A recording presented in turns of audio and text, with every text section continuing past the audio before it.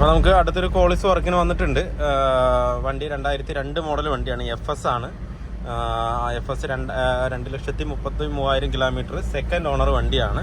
വണ്ടി വന്നിരിക്കുന്നത് തൊടുപുഴയിൽ നിന്നാണ്. കംപ്ലൈൻറ്റ് എന്ന് പറഞ്ഞു കഴിഞ്ഞാൽ ഫുള്ള് ഓൾട്രേഷൻ വർക്ക്, പിന്നെ അതുപോലെ തന്നെ ടിങ്കറിങ്ങും പെയിൻറ്റിങ്ങും ഇല്ല. ബാക്കിയുള്ള എല്ലാ വർക്കും ഇതിനകത്ത് ചെയ്യാനുണ്ട് നമുക്ക്. അപ്പോൾ നമുക്ക് ടിങ്കറിങ്ങും പെയിൻറ്റിങ്ങും ഇല്ലാത്തതുകൊണ്ട് നമുക്ക് എത്രയും പെട്ടെന്ന് തന്നെ നമുക്ക് ചെയ്ത് കൊടുക്കാൻ പറ്റും. ഫുള്ള് മെക്കാനിക്കൽ വർക്ക്, പിന്നെ അതുപോലെ തന്നെ അലോയ്സ്, ടയർ, അതുപോലെ എക്സ്റ്റീരിയർ കംപ്ലീറ്റ് നമ്മുടെ വണ്ടിയുടെ ആ ഒരു കണ്ടീഷനിലേക്ക് കൊണ്ടുവരണം. ഇൻറ്റീരിയറും അതേ ഡിസൈനിലേക്ക് തന്നെ കൊണ്ടുവരണം. നമ്മുടെ വണ്ടിയുടെ ഒരു ഡിസൈനിലേക്ക് തന്നെ കൊണ്ടുവരണം. ഇപ്പോൾ ഇതിലിരിക്കുന്നത് ഈ ഒരു കണ്ടീഷനിലാണ് ഇരിക്കുന്നത്. ഇനി കംപ്ലീറ്റ് ആയിട്ട് ചേഞ്ച് ചെയ്തിട്ട് നമുക്ക് നമ്മുടെ വണ്ടിയുടെ ആ സെയിം കണ്ടീഷനിലേക്ക് വരുന്നതിൽ മെക്കാനിക്കൽ മെയിൻ കംപ്ലൈൻറ്റ് ഉള്ളതെന്ന് പറഞ്ഞു കഴിഞ്ഞാൽ ബ്ലാക്ക് സ്മോക്കാണ്. ഹെവി ബ്ലാക്ക് സ്മോക്കാണ് പുറത്തുനിന്ന് വന്നുകൊണ്ടിരിക്കുന്നത്. നമ്മൾ ആക്സിലേഷൻ നല്ലോണം ചവിട്ടി അങ്ങ് വിട്ട് കഴിഞ്ഞ് കഴിഞ്ഞാൽ നല്ല ബ്ലാക്ക് സ്മോക്ക് എന്ന് വെച്ചാൽ ബാക്കിൽ വേറെ ബൈക്കുകാരോ ആരും വന്നു കഴിഞ്ഞാൽ അവർക്ക് ബുദ്ധിമുട്ടാവുന്ന രീതിയിലുള്ള ഒരു ബ്ലാക്ക് സ്മോക്കാണ് വന്നുകൊണ്ടിരിക്കുന്നത്. കേട്ടോ, കാണാം, മിററിൽ കാണുന്നുണ്ട് അല്ലേ, ഇത്രത്തോളം സ്മോക്ക് ബാക്കിൽ വരുന്നുണ്ട്. അപ്പോൾ അത് നമുക്ക് പക്ക ക്ലിയർ ചെയ്ത് കൊടുക്കണം. കൂടുതലും വരുന്നത് എയർ ഫ്യൂൽ റേഷ്യോൻ്റെ ഒരു ബുദ്ധിമുട്ടുകൊണ്ടാണ് ഈ ബ്ലാക്ക് സ്മോക്ക് ഇങ്ങനെ ഹെവി ആയിട്ട് തള്ളുന്നത്.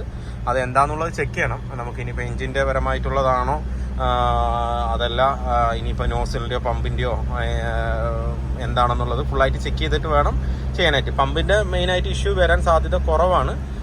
ബാക്കിയുള്ള കാര്യം നമുക്കൊന്ന് പക്കയായിട്ടൊന്ന് ചെക്ക് ചെയ്യണം. എഞ്ചിൻ്റെ കണ്ടീഷനും അതുപോലെ തന്നെ നോസിലിൻ്റെയും പ്രശ്നം കൊണ്ട് ഈ ബ്ലാക്ക് സ്മോക്ക് ഹെവി ആയിട്ട് കയറി വരും. പക്ഷേ പുള്ളിങ്ങൊക്കെ അത്യാവശ്യമുണ്ട്. പുള്ളിങ്ങിനൊന്നും യാതൊരുവിധ ബുദ്ധിമുട്ട് തോന്നുന്നില്ല.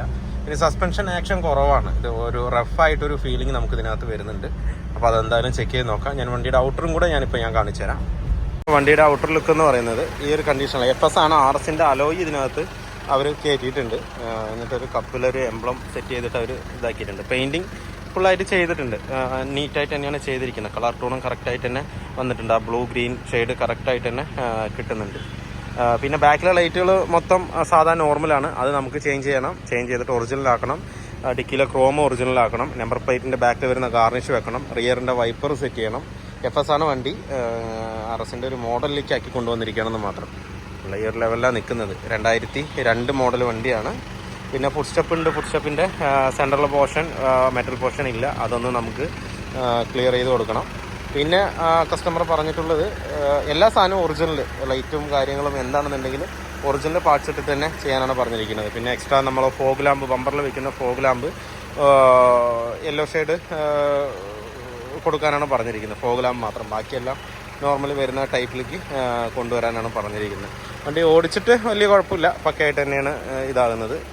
ബ്ലാക്ക് സ്മോക്ക് ഹെവി ആയിട്ട് തള്ളുന്നുണ്ട്. നല്ലവണ്ണം പറഞ്ഞാൽ നല്ല ബ്ലാക്ക് സ്മോക്ക് ഉണ്ടാകും. നമുക്കത് പക്ക ക്ലിയർ ആക്കി കൊടുക്കണം. പിന്നെ പവർ വിൻഡോ 4 ഡോറിലേക്ക് ആക്കണം. എന്താ വെച്ചാൽ ഇതിൽ ബാക്കിലേക്ക് ഇല്ല. അപ്പോൾ അത് നമ്മൾ മാറ്റി 4 ഡോറിലേക്ക് ആക്കണം. ഫുൾ ഡാമ്പിംഗ് ആണ് പറഞ്ഞിരിക്കുന്നത്. റൂഫ് ടോപ്പും താഴെയും എല്ലാം ഡാമ്പ് ചെയ്യാൻ പറഞ്ഞിട്ടുണ്ട് ഫുള്ളായിട്ട്. അതുപോലത്തെ സൗണ്ട് സിസ്റ്റം നമുക്ക് ഇതിനകത്ത് കയറ്റാൻ പറഞ്ഞിട്ടുണ്ട്. അതുപോലെ ആൻഡ്രോയിഡും ഹെവി ആയിട്ടുള്ള ആൻഡ്രോയിഡ് സിസ്റ്റം തന്നെ കയറ്റാൻ പറഞ്ഞിട്ടുണ്ട്. ഇത് സിംഗിൾ സീറ്റ് ആക്കിയിട്ടുണ്ട്. അല്ലേ, മൊത്തം ആക്കിയത് കുറച്ചിങ്ങനെ അലമ്പായിട്ട് നിൽക്കുന്നുണ്ട്. അത് നമുക്ക് എന്തായാലും പക്ക ക്ലിയർ ആക്കിയിട്ട് കൊടുക്കാം.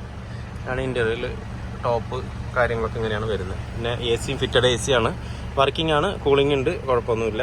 അതും എന്തായാലും എല്ലാം ഒന്ന് ലെവലാക്കിയിട്ട് വേണം കൊടുക്കാനായിട്ട്. അലോയിൽ നമ്മൾ മാറ്റുന്നുണ്ട്. ഇത് മാറ്റിയിട്ട് വേറെ അലോയ് സെറ്റ് ചെയ്യുന്നുണ്ട്. അതുപോലെ തന്നെ ബീഡിങ്ങുകളെല്ലാം മാറ്റണം. ബീഡിങ്ങൊക്കെ ഇതൊക്കെ ഹാർഡായി നിൽക്കേണ്ടില്ല. അപ്പോൾ ഇതിൻ്റെ ബീഡിങ് നമുക്ക് മാറ്റണം. ബാക്കും ആ ലൈറ്റുകൾ കംപ്ലീറ്റ് ആയിട്ട് നമുക്ക് ചെയ്യാനുണ്ട്.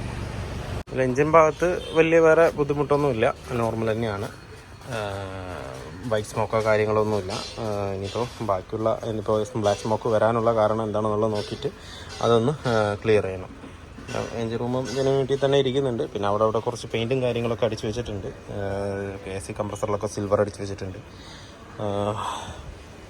പാച്ച് വർക്കും ഫുള്ളായിട്ട് നോക്കണം. വണ്ടി കണ്ടീഷൻ കാണുമ്പോൾ പാച്ച് വർക്കൊന്നും അധികം ഇല്ലാത്തതുപോലെ തന്നെ തോന്നുന്നുണ്ട്. പാച്ച് വർക്ക് ഇല്ല, കസ്റ്റമർ ഇല്ല എന്ന് തന്നെയാണ് പറഞ്ഞത്. നമ്മളെന്തായാലും ഡാമ്പ് ചെയ്യുമ്പോൾ ഫുള്ളായിട്ട് അഴിക്കണം, ടോപ്പും എല്ലാം അഴിക്കണം. അപ്പോൾ അഴിക്കുന്ന ഭാഗത്ത് എന്തെങ്കിലും കംപ്ലൈൻറ്റ് ഉണ്ടെന്നുണ്ടെങ്കിൽ നമുക്കത് നോക്കിയിട്ട് ചെയ്യണം.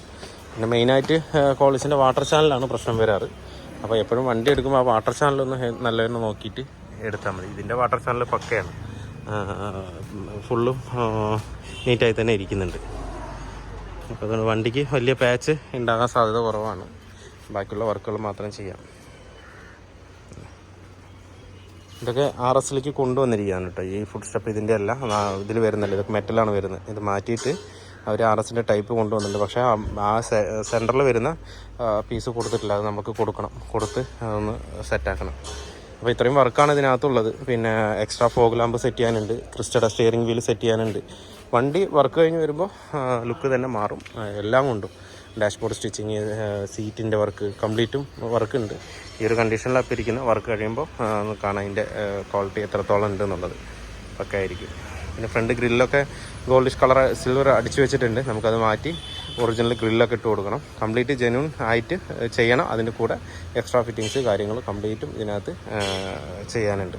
ഈ ഒരു കണ്ടീഷനിലാണ് വണ്ടി വന്നിട്ടുള്ളത്. ഇനിയിപ്പോൾ നമുക്കെല്ലാം A to Z നോക്കിയിട്ട് ചെയ്ത് കൊടുക്കാം. ഈ വർക്കിന് തന്നെ ഏകദേശം ഞാനൊരു 4 മാസത്തോളം സമയം പറഞ്ഞിട്ടുണ്ട്. അതിൻ്റെ ഉള്ളിൽ ചെയ്ത് കൊടുത്താൽ മതി. 4 മാസം കഴിഞ്ഞ് എങ്ങനെ ടെസ്റ്റ് എന്താ വരുന്നുണ്ട് ആ സമയത്ത് കിട്ടിയാൽ മതി എന്നാണ് പറഞ്ഞത്. പിന്നെ അലോയൊക്കെ നമ്മൾ സാധാരണ നമ്മുടെ വണ്ടിയിലിരിക്കുന്ന പോലുള്ള അലോയ് ഇട്ടിട്ട് യോക്കോഹാമയുടെ ടയറാണ് ഇതിനകത്ത് കയറ്റാൻ പോകുന്നത്. അപ്പോൾ ഓക്കെ, വീഡിയോ എല്ലാവർക്കും ഇഷ്ടമാണ്. ലൈക്ക് ചെയ്യുക, ഷെയർ ചെയ്യുക, അതുപോലെ തന്നെ സബ്സ്ക്രൈബ് ചെയ്യാതെയാണ് വീഡിയോ കാണുന്നതെങ്കിൽ സബ്സ്ക്രൈബ് ചെയ്ത് സപ്പോർട്ട് ചെയ്യുക. അപ്പോൾ മറ്റൊരു വീഡിയോ കാണുന്നവരെ എല്ലാവർക്കും ബൈ.